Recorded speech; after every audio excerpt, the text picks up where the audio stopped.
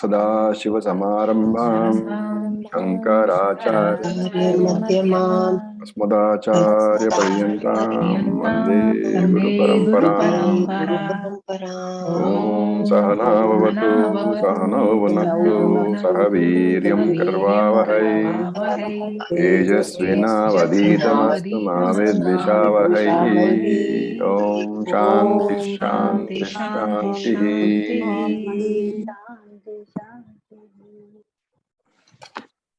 Okay, so we are now on verse number 21. We just finished verse 20 of chapter 4 last class. So we will chant verse number 21. So please chant with me. Nirashiryata chittatma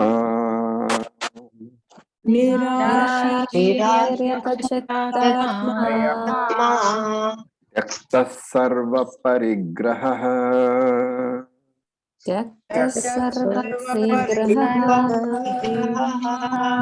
Shariram kevalam karma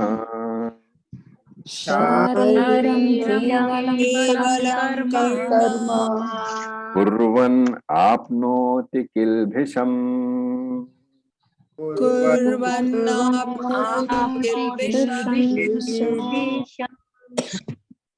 Okay. So look at the words. We can. Somebody is still on, so please mute yourself. So nirashihi, the person who is free from expectations, and not only is he nirashihi, yata chit atma. So yata is in the sense of having mastered. So yata chit atma means who has mastered his body and mind.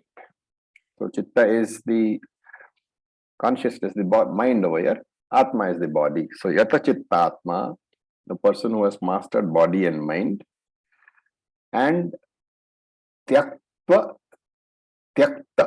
sarva parigraha, having given up all possessions. What does he do?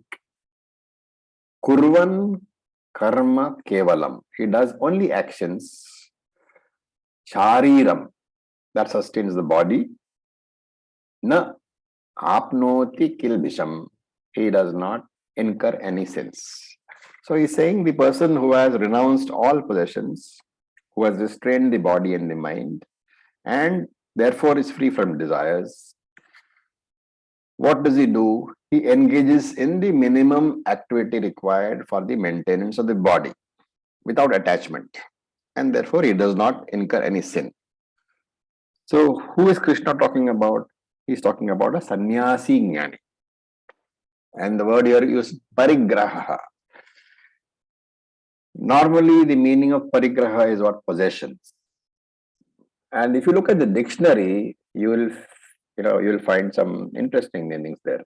The parigraha, of course, is property, but the Sanskrit dictionary also gives family and wife as the parigraha. Okay, now we need not get unnecessarily upset about it, because this property refers here to what? To mamakara, mindness. And therefore, when the Sanskrit dictionary says that wife is property, a lot of women's lived activities get into this mode of, how can you buy the property and all that. It's not that. He's talking about the mindness, that mamakara. And if the husband feels that the wife is not mine, then there's a serious problem, right? So whenever we say, you'll find in discussions happening, when you find that this Sanskrit words mean property, or even that we say that, the spouse is your property, then you can all get up in arms and say, how dare you say that? But if you interpret it as saying that property is what is mine, then you're talking about mamakara, mindness. And in a family, this mindness, of course, Shastra doesn't approve. Okay, so let me first say that mamakara is not a good emotion to have as far as Shastra is concerned. As far as spiritual seeker is concerned, mamakara is frowned upon. The mindness concept is frowned upon. But in Vyavaharika, the husband and wife and the children, they all say these are mine. So that is what this property here means. Parigraha here means that, in that sense. And he says, Tyakta Sarva Parigraha. He does not have any possessions, which means the mineness is gone. Amakara is gone. There is no wife, there is no children, there is no bank balance. And such a person, Krishna can be talking about a sannyasi jnani, a jnani who has taken formal sannyasa. So he has renounced, he has relinquished all possessions, all, even relationships, he has renounced. Which means what? That he is what we call in Sanskrit, they call Chaturtha Ashrami, belonging to the fourth ashrama, which is sannyasa. And the next one is Nirashihi. Nirashihi means free from Asha. Free from Asha means expectations. Free from expectations. So what does it mean? Why is Nirashihi here added? Because having renounced possessions, Tyakta Sarva Parigraha, if that person is going to miss those possessions, then the giving up has been of no use. Right? It is not renunciation then. It is suppression when it is done forcefully. Renunciation is meaningful only when I do not miss what I have renounced. Right? So this renunciation here has to be taken as falling away, growing out of. Like all of us, at least the boys, have grown out of Gilli Danda, that game which you played when you were a kid. I don't know if June knows what Gilli Danda is, but most Indians will know what Gilli Danda is. It's a game which you play when you are a child with, two pieces of stick. Anyway, I'll not go into the details of that. It's one of the most available games to everybody, because all you require is two pieces of stick. You don't require any great technique or great possessions. So we have that, dropped that. And then there are many girls who would have had Barbie dolls in their life when they were young. Are you still attached to the Barbie dolls? No. If at all you have the Barbie doll, it's probably lying in some corner of a cupboard. So it has fallen away. That is what is. That is the renunciation, the falling away of. Urvarukami bandhanat. Like the creeper falls away from the fruit. So this sannyasi, he does not lack anything in life. He does not miss what he has renounced. And that is why he is called Yata Chittatma. Chitta is the mind. Atma, here carefully note, is not Sat Chit Ananda Atma. It is the body. So Yata is in the sense of having mastered. So Yata Chitta, having mastered the mind. Yata Atma, having mastered the body. And how? By sadhana. By appropriate sadhana, karma yoga and upasana yoga. All this he has done. He has mastered. And why is it necessary to do all these things? Why is it necessary to master the body? Because a sannyasi has to give up comforts in life.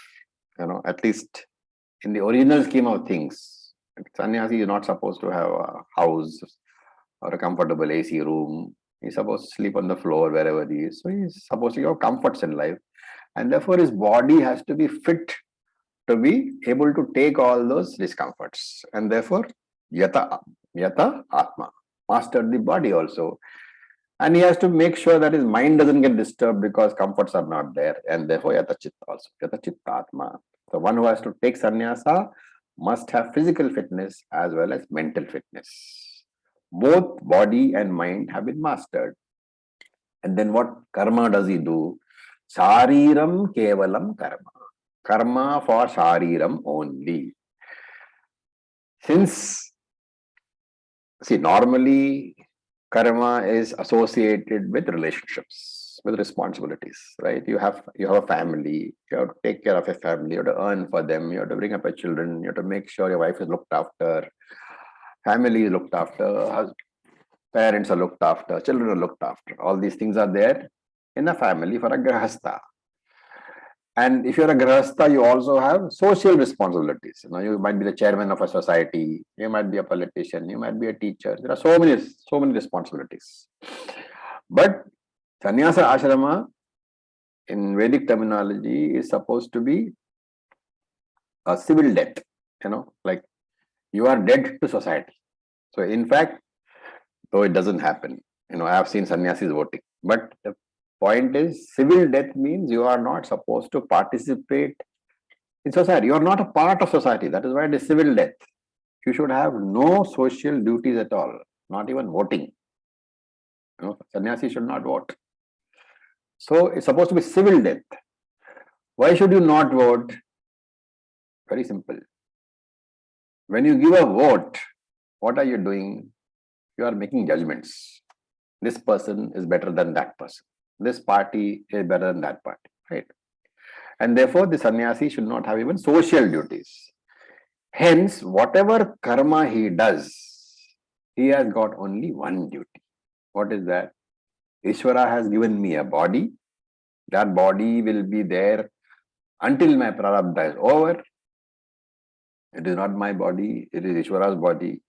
I am the trustee, and therefore, shariram kevalam karma. For the maintenance of that body, whatever karma is required, going and asking for alms, diksha, having a bath, covering yourself, all these are shariram kevalam karma, eating your food. Karma kurvan, he does. And here, carefully note that when you go asking for diksha, what is diksha? Asking for alms, right? You are asking for alms from people. Like sannyasi is not supposed to cook. He is supposed to live on the food that people give him when he goes to beg. And so, when he goes for diksha, you cannot ask for masala dosa. No, you take whatever you want. Whatever is given, you take. You don't tell the lady of the house, no, don't give me idli. Today is my day for masala dosa. That is not diksha. Therefore, karma kurvan. No choosing. Only a grihastha can express preference. I want this, I don't like this. Sannyasi should have no preference at all. He cannot compare, he cannot complain, he can only accept. And if you do all that, na apnoti kilbisham. Kilbisham literally means papam, demerit. That is karmic demerit. And therefore, he does not get any karma phalam at all, kilbisham, because he is doing his duties. Papam means karma phalam. But since the sannyasi is not thinking of himself as a karta, there is no karma. Karma will not produce punyam. No karma will not produce papam also. So he's talking about a sannyasi jnani. Okay. And here Shankara's comments are always extremely pertinent to the core. If you really read the Bhashya. Shankara adds, he says, meaning of kevalam cannot be taken to mean only the Thula Shariram. It should be taken to mean any activity of the Sukshma Shariram also. So any activity done for the mind also is improvement of the mind also, because the mind also belongs to Ishvara. So Kevalam Karma. Okay. Now we look at the next sloka, 22nd. We will chant. Yadrachha santushtaha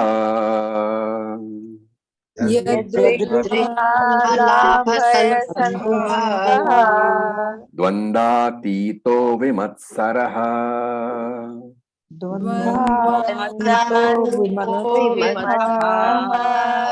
Samasiddhāvasiddhau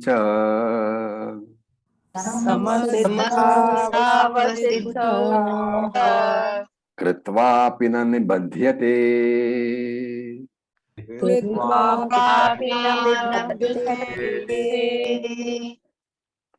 Okay. So, yadrichha labha santushtaha. So, yadrichha means random. Whatever has happened by accident or by chance. So, yadrichha labha santushtaha. You can understand, it's a complex word, but you read it from the right.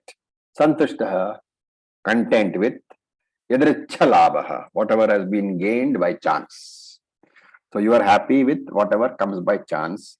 And this, the visarga at the end indicates that this is referring to Prathama Vibhakti the nominative case. So yadricha lava santushtaha refers to that person who is content with whatever comes to him by chance. Okay. So yadricha lava santushtaha.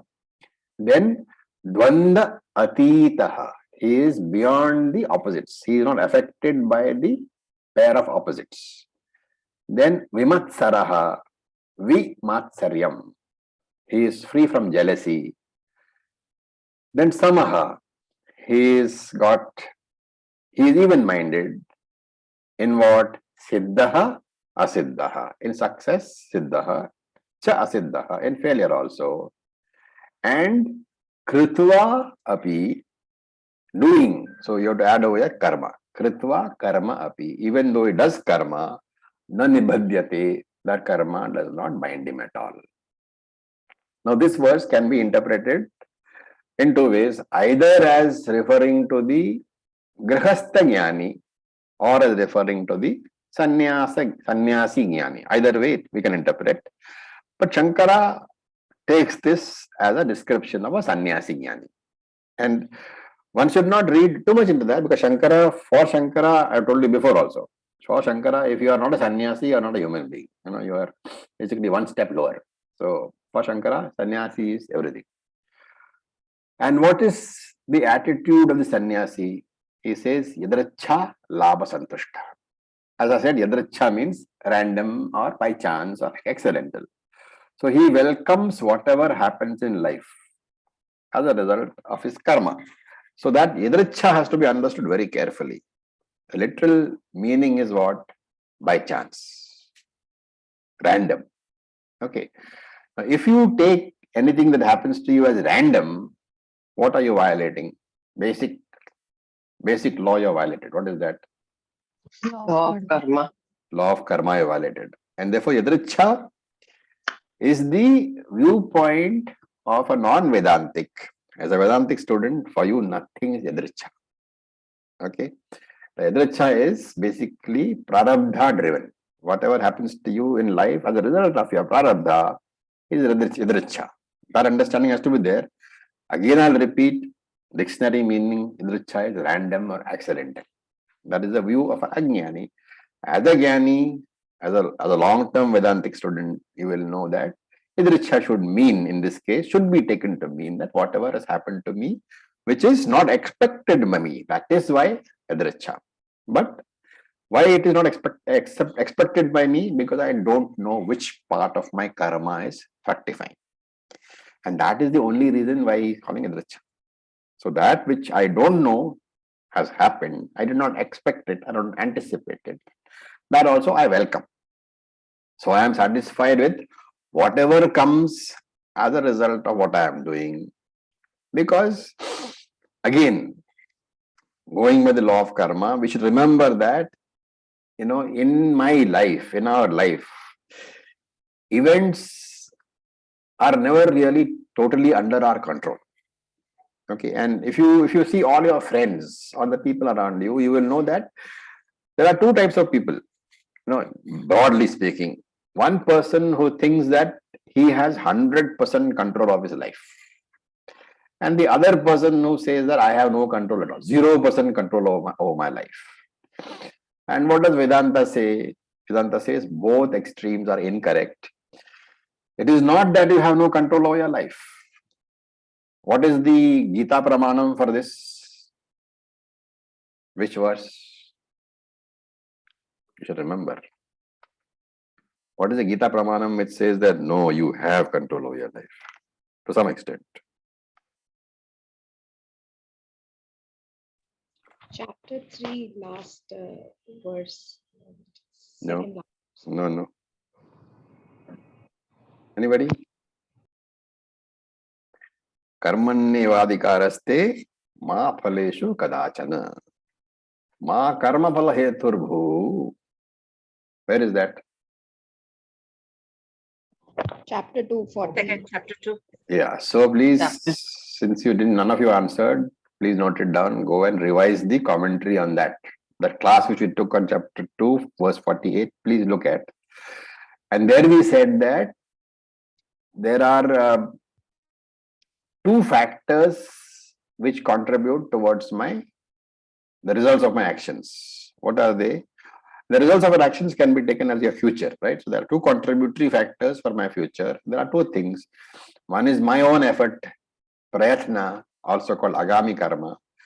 One is Ishvara Anugraha, the grace of the Lord, also called Daivam, also called Prarabdha Karma. So these two things, are finally your the contributing factors which decide the success or failure of an action. And Prarabdha Karma, since you don't know, we take it as Ishvara as grace, we call it Daivam. So this Daivam is basically the totality of all the factors over which you have no control. Okay, not just Prarabdha.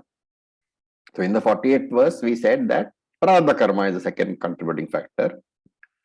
And Agami Karma also is one factor. But here we are saying that you have to now expand that definition of Prarabdha to make it Daivam. Daivam means divine. So divine factor. That divine factor is not just Prarabdha. So it's a total of all your other factors. You can base from the weather onwards, whether train running on time or not, whether bus is running on time or not, whether some war is there in Ukraine or not. Everything is finally, all factors in this life are interlinked. There is nothing in this universe which is not interlinked. And somebody very nicely said, you cannot pluck even a flower without disturbing the stars. Very beautiful statement. Where is a flower and where is a star? But according to this law of karma, your plucking a flower will disturb some star somewhere. Therefore, the number of factors that go towards determining my future is huge, unknown factors. And that we all put into one box, which we call Daivam, or Prarabdham, or Ishvara Ichha, or God's will, or God's grace. All these names you can give it. That is one factor. The other factor is your own effort. How much preparation you have put into the effort. And therefore, having done that, having done your effort, your best effort, you have to prepare your mind to receive any type of result. Good, bad, ugly. Success, failure, indifferent success, indifferent failure. This attitude is called Yadrichha Labha Santushtaha. So Yadrichha here means whatever is the result of my karma phalam. In that result, Labha Santushtaha. I am happy. So you have to read this twice. Yadrichha Labha Santushtaha, accept whatever comes. Yadrichha Labha Santushtaha, accept whatever does not come. Okay. It is not a fatalistic attitude. It does not mean that you should sit back and say everything is God's will. It is not. That is why we say there are two factors. Agami is also there. Your own self-effort, your prayatna is very much there. Therefore, you should work for improving the situation. Always do what you can to improve the situation. If still the situation does not improve, if you fail, then it is choiceless. And in a choiceless situation, there is only one thing to do. You have to accept. Resentment is not going to work. So choiceless situations have to be accepted. All this we saw in those 47, 48, 49, 50 of second chapter. So one should revise that. Very, very important verses. Okay. But having said this, what is over. What do I do about the next action? I have got control. So my prayatna, my self-effort has to be there. Whatever I have to do, I have to do. And therefore, accept the present, work for the future. This is the brief message which Lord Krishna is giving. The present circumstances you accept. Try to improve the future. Work for the future. Worry will never change the present. Remember that. And worrying will never change the future also. Present, living properly in the present, living comfortably in the present requires acceptance of whatever is there in the present. To be able to live comfortably in the future requires planning and hard work. This is a simple philosophy of Lord Krishna. Accept the present, work for the future. The next word is dvanda titaha. Dvanda means opposites. So heat and cold, honor, dishonor, all these things are there. Life is nothing but a series of a pair of opposites. If you look at your past life and analyze it, you will see that throughout your life, you have been presented with pairs of opposites. Health and bad health, honor, dishonor, pleasure, pain, success, failure, happiness, unhappiness. All dvandaha. And dvanda titaha means the one who has gone beyond the pair of opposites. Now the question is, in this universe, we said, you have been presented throughout your life with the pair of opposites. How does Krishna say dvanda atitaha? How can you go beyond the pair of opposites when, by very definition, life consists of opposites only? Can you ever go beyond the pair of opposites? No. Because wherever you go, there will be this pair of opposites. Dvandaha is an integral part of your life. Therefore, dvanda atitaha means what? You should train your mind in such a manner that any pair of opposites which I face, it becomes incapable of disturbing me. So, immunizing my mind, making my mind so strong that any pairs of opposites which come, I am okay with it. So, this jnani, he stops judging himself. Basically, if you are saying that pairs of opposites should not disturb me, you are saying what? Whatever situations come on account of the prarabdha, of my body's prarabdha, they should not be disturbing me. And if something does not have to disturb me, remember that I have to stop judging myself on the basis of that prarabdha. In other words, simple English, the jnani has no self-pity. Whatever situations come, bad, good, he faces. He knows it is because of the prarabdha.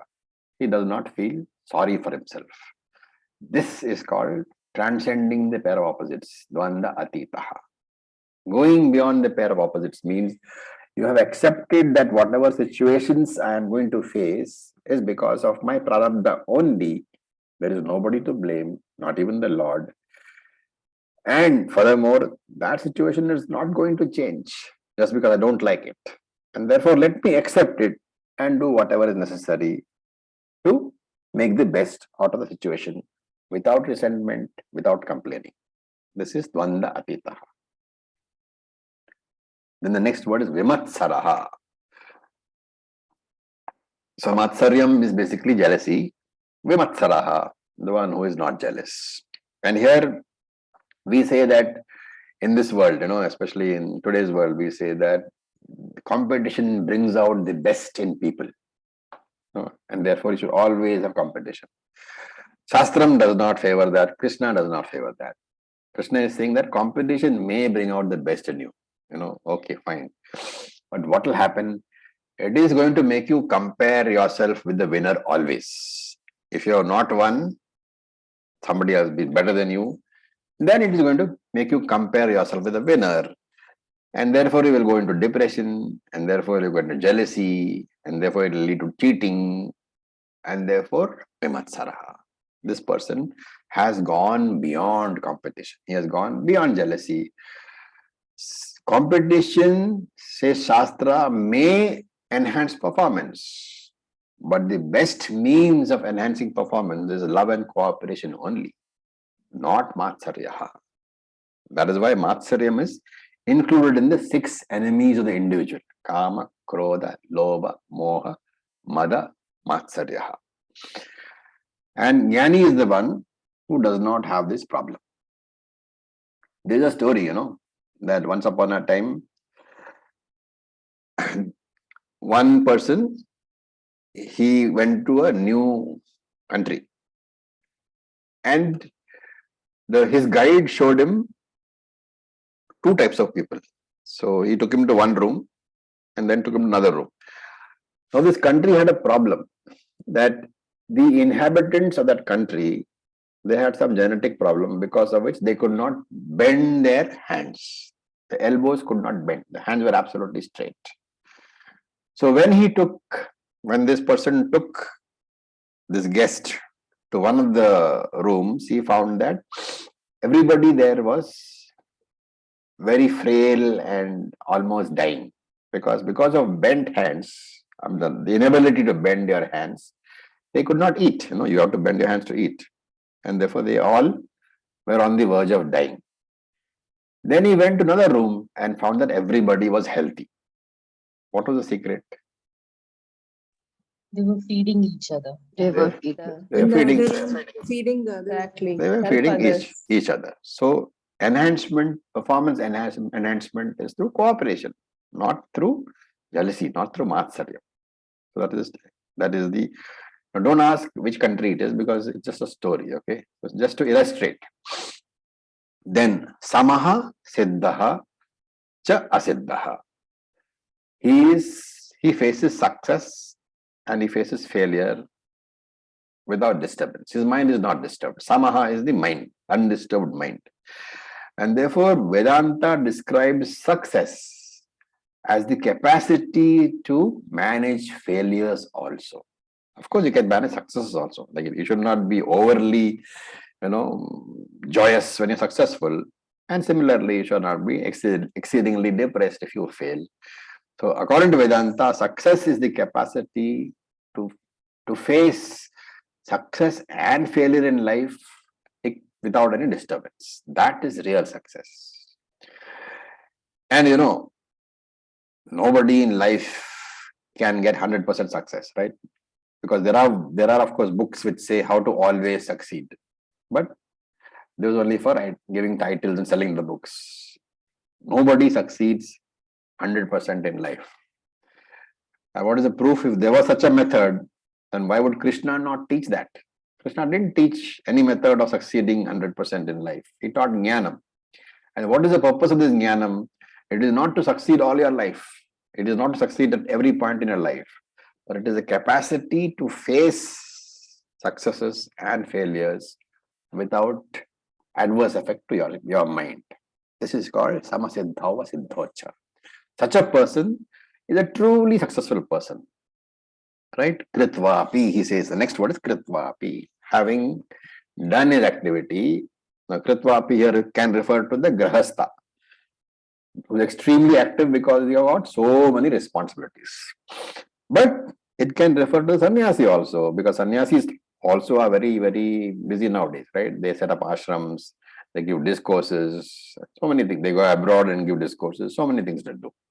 So it can be as a sannyasi activity also. So it can be either a grahastha activity or a sannyasi activity. But with this mindset, what mindset? Chalabha santushtaha dvandatitaha vivatsaraha samasiddhava siddhocha. This is the mindset. With this mindset, if he does any activity, what happens? Na nibadhyate. The actions are no more binding for him. For him, life has become a leela. For Ajnani, life is the game. For a Jnani, life is a game. For Ajnani, life becomes a struggle. And therefore, Ajnanam makes life a struggle. Jnanam converts that struggling life into a game, into a leela. Of course, now, in the context of this chapter,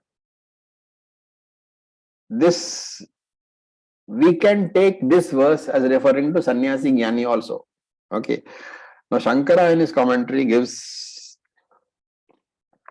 he says that this idricha lava santushtaha can be taken in the context of bhiksha, in the context of, begging for alms. And how should it be taken? It can be taken as learning to restrain the tongue, the eating tongue, not the talking tongue. Learning to control the eating tongue. Because annam, grains, are used for maintaining the body, not for indulging the sense organs. Which of course is not the way we view it.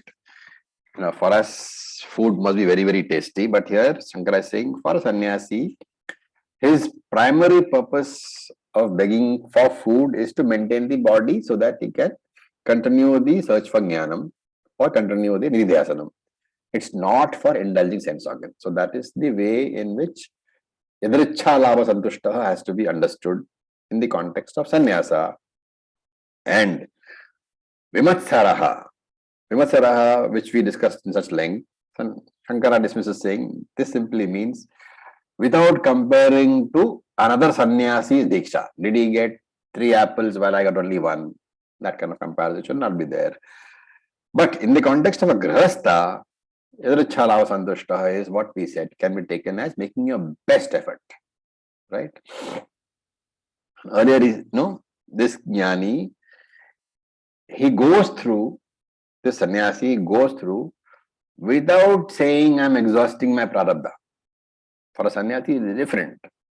Because the moment that he has this thought that all these problems are coming because I'm exhausting my prarabdha, what is he? Sakshi or Ahankara? Is he RC or OC? He is RC only. Remember that whenever I interact with the world, I will need to use the language of the RC, the Ahankara. But in my internal dialogue with my mind, so nididhyasanam is a internal dialogue where I carefully watch the chatter in my mind, right? Especially the first thought in the morning and the last thought before I go to bed at night. So this orientation of my mind for my internal dialogue must be in which format? Binary format, or otherwise it must be in binary format. And what is that format? I am the OC. I am the Atma. As Atma, I have no Sanchita, no Agami, no Prarabdha. As a Vedantic student, this internal orientation has to be deliberately entertained. Once you become a jnani, this perspective becomes spontaneous. It becomes your own nature. Okay. Any questions?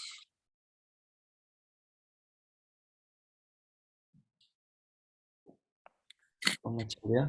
Yeah, John.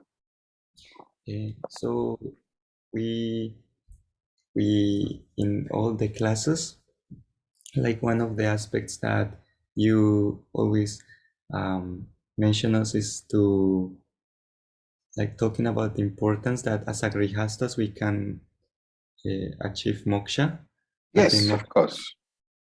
But I was wondering why for Shankaracharya, why is he so biased towards the sannyasis?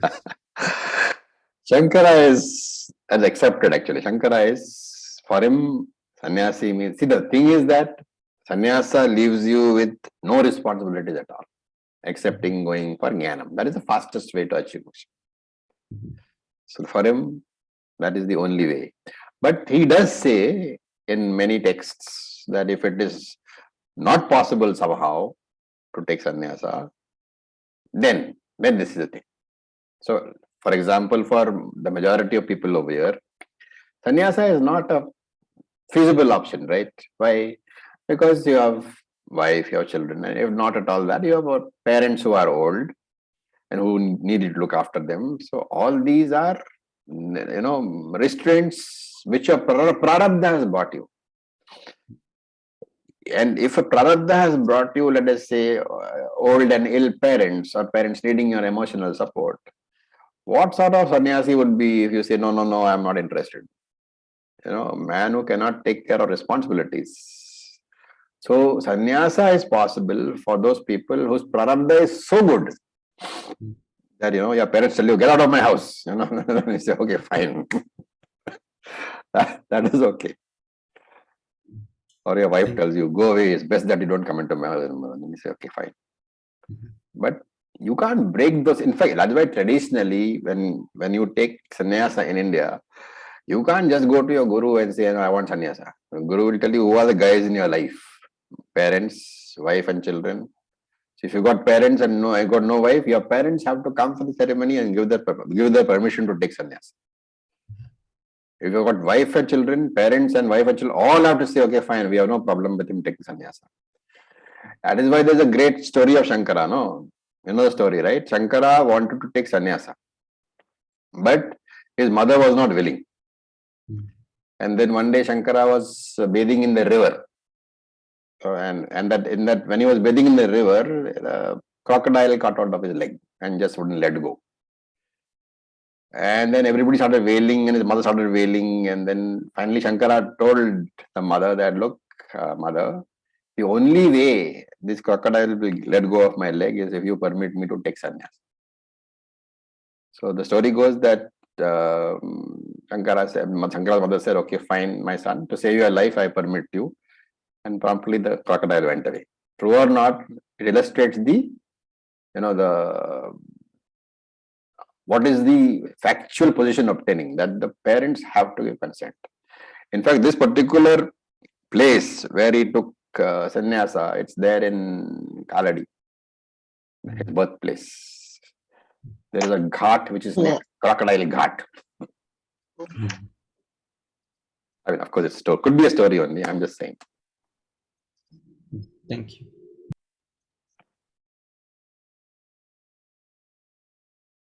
Okay, no more questions? Then we can go to the next verse. The 23rd verse, we will chant. Gata sangasya muktasya Sangasya muktasya jnanavasthita chetasaha jnanavasthita yajñayacharat karma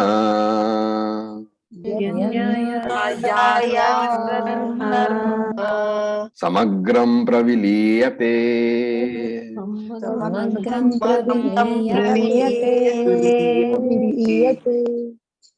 Okay.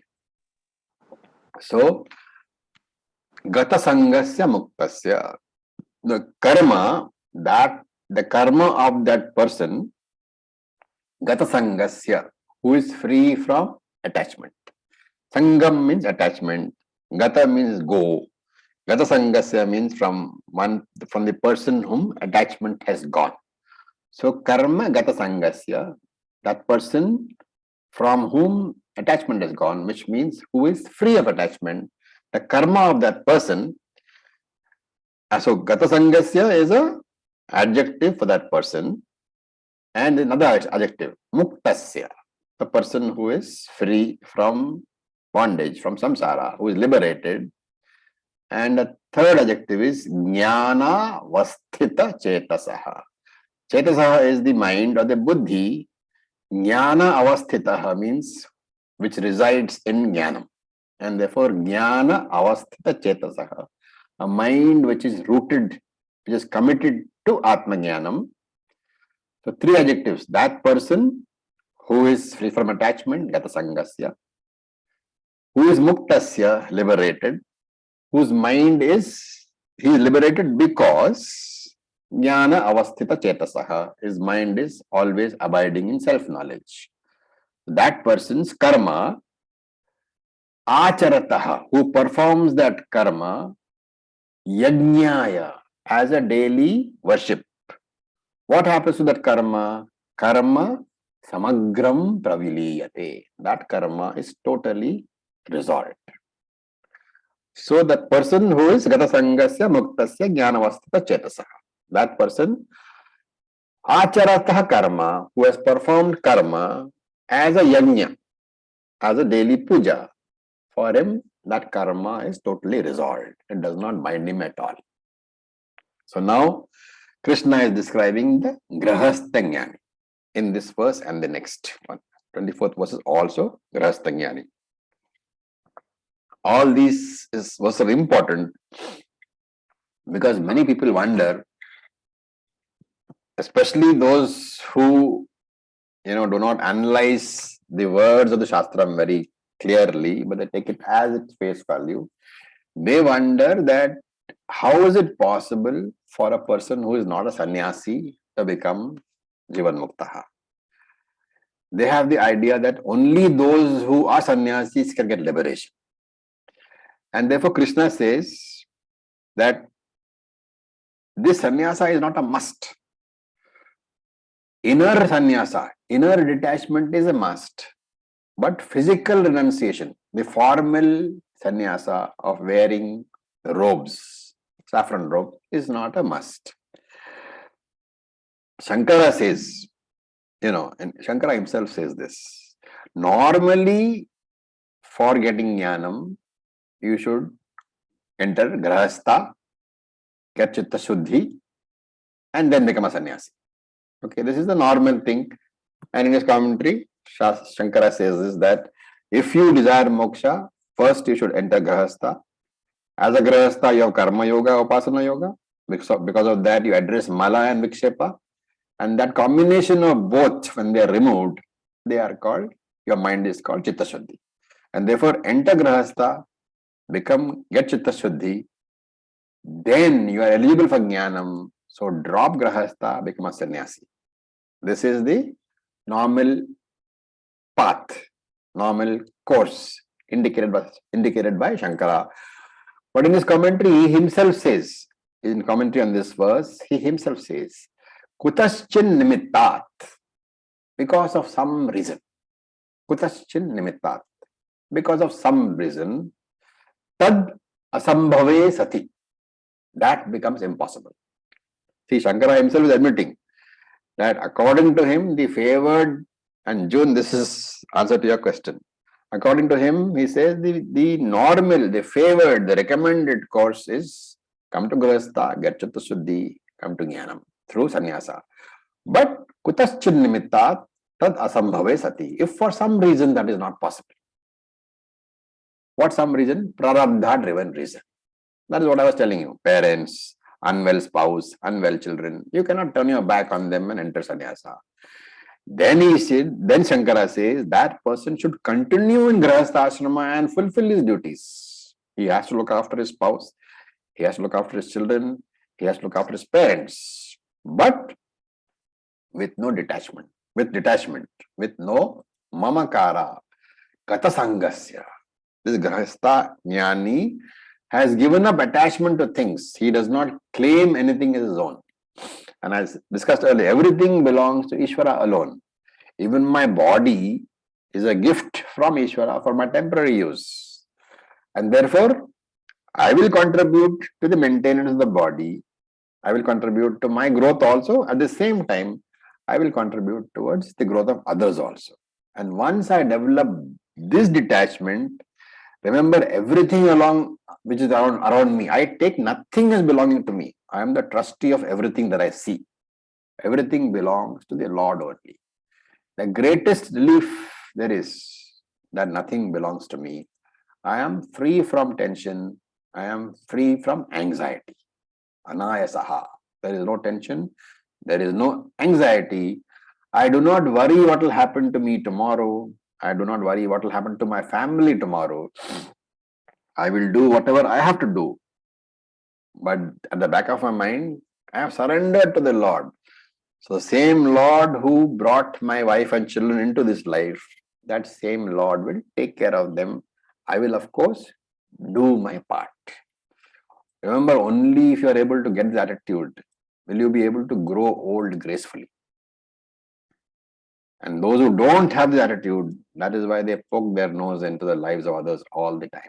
My child should do this, my child should do that, his house should be like this, his husband should be like this, his wife should be like this, children should be brought up like this.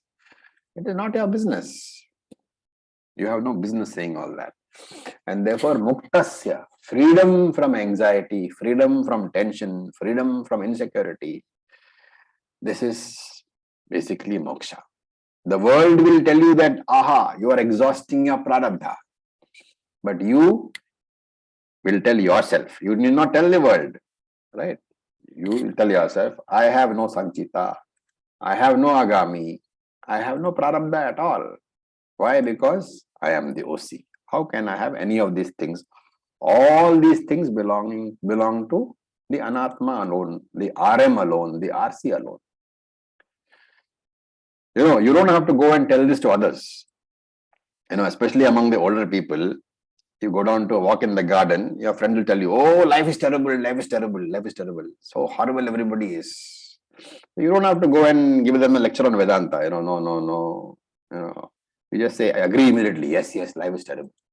But internally, your mental chatter should be what? I am the adhishthanam of all life. The very universe is present in me only. How does it matter? Therefore, only your mind is free of all problems. And how does this happen? Jnana avasthita chetasaha. His mind never loses sight of the teaching that I am the adhishthanam. I am Brahman. Everything sits in me alone.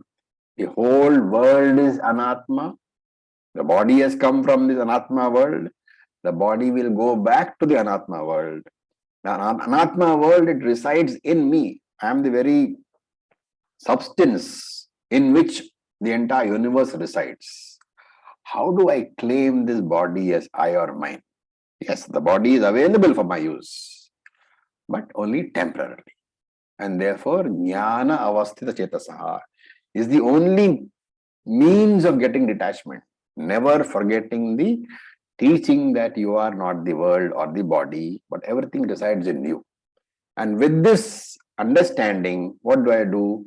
Yajñāya karma acharataha. I perform all actions as a worship of the Lord. So here yajña means Ishvara puja. Okay. Remember that action will produce expected result. For me, what is my reason for worship of the Lord? With this attitude, it is a feeling of gratitude that I am Atma itself. I have understood this. So my worship is now for two things. One is as a gratitude, and one is as for the good of others, so that I as a role model will not set a wrong example. What is Ajnani reason for puja? Action will produce some result, and after getting the result, I will become happier. Therefore, Ajnani's karma, the root cause is apurnatvam, your feeling of incompleteness.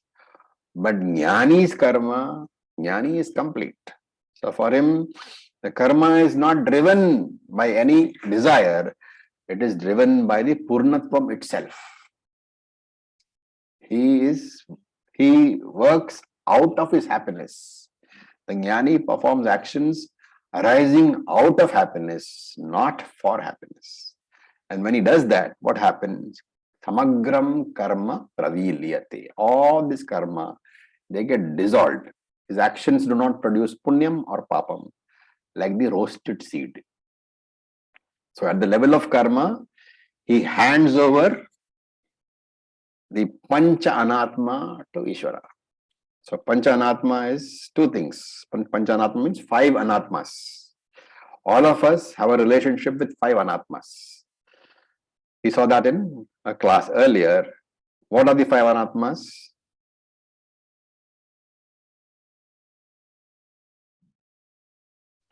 What are the 5 Anatmas?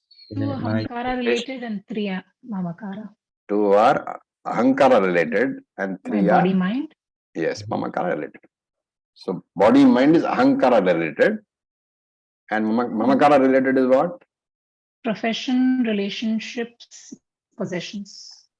Professions, possessions, and relationships. So this 5 possessions, professions, and family or relationships. So these 5 you have to hand over to Vishwarupeshwara because they are not yours anyway. Therefore, at the Jnānayoga level, he sees all this as mithya, and therefore he is not disturbed. So with this, we'll stop for today. Any questions?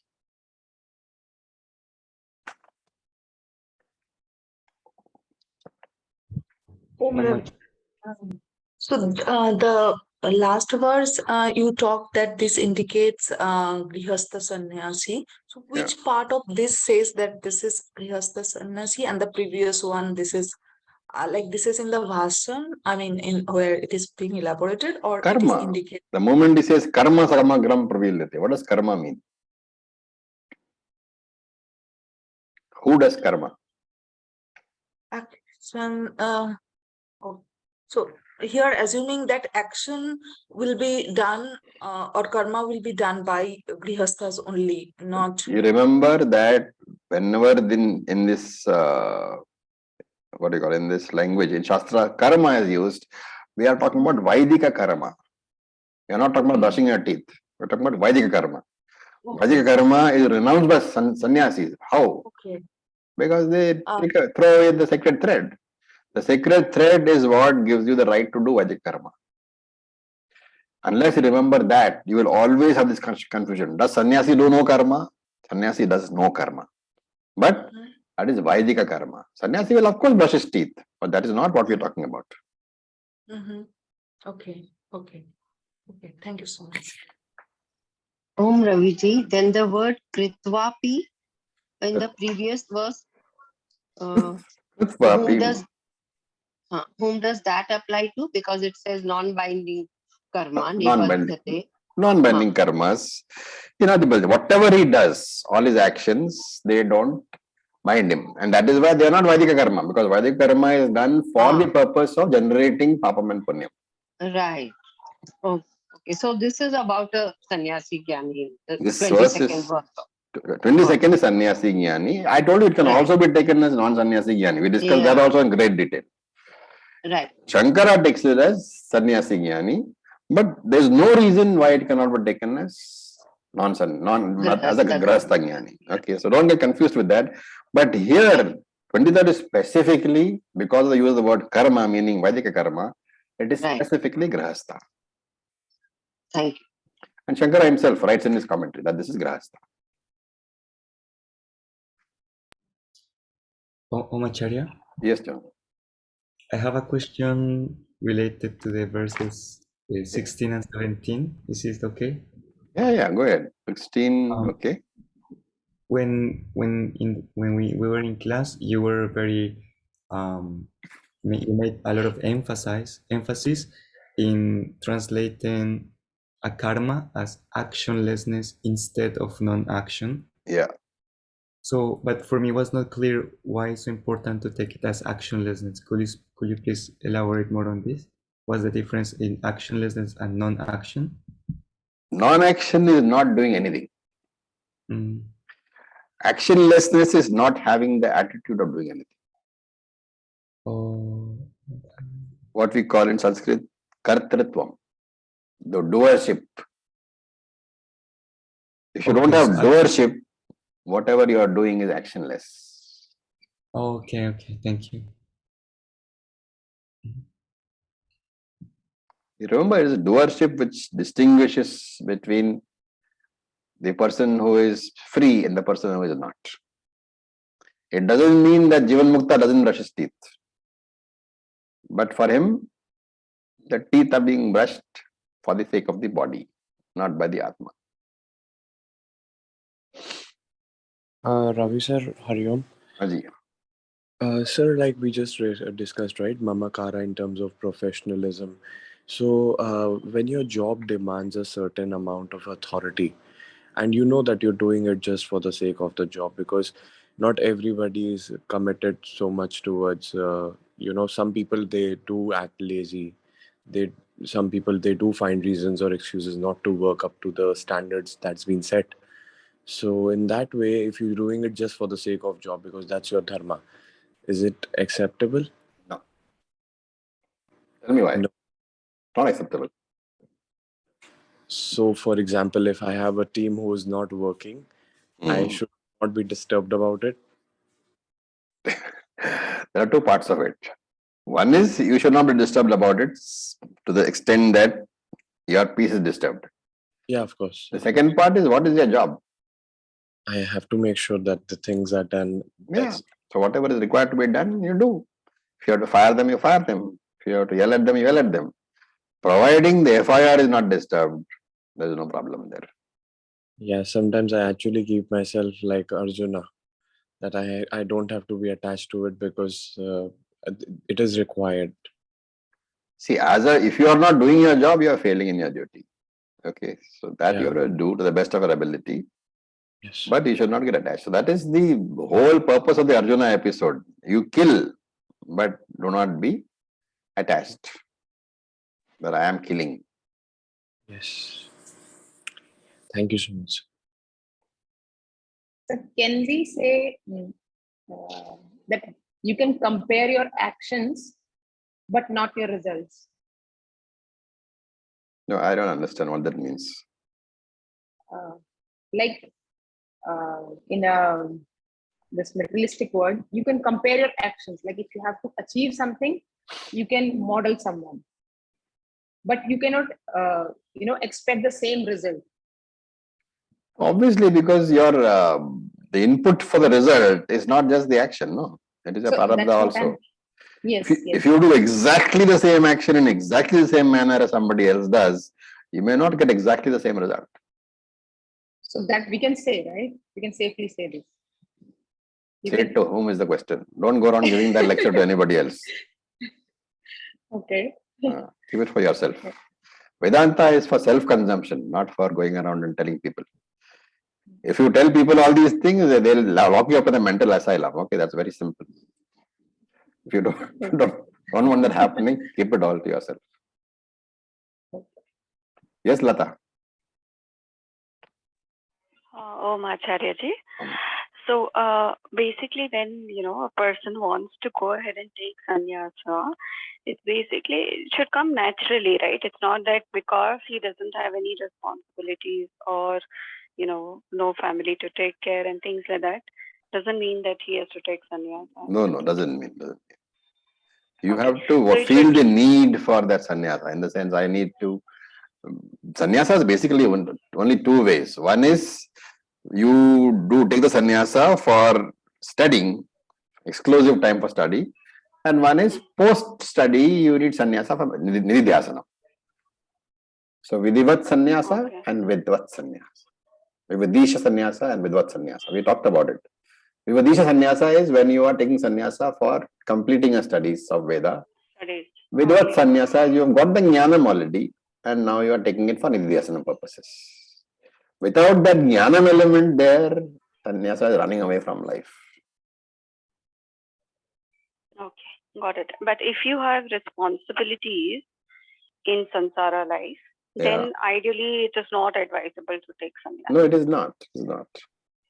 Okay, because running away from something is not the way of, I don't know if you remember that during the last Kumbh Mela, there was an ad being put up over there that ladies, please treat your husbands properly because a lot of sannyasis are converting. That is not the way to take sannyasa.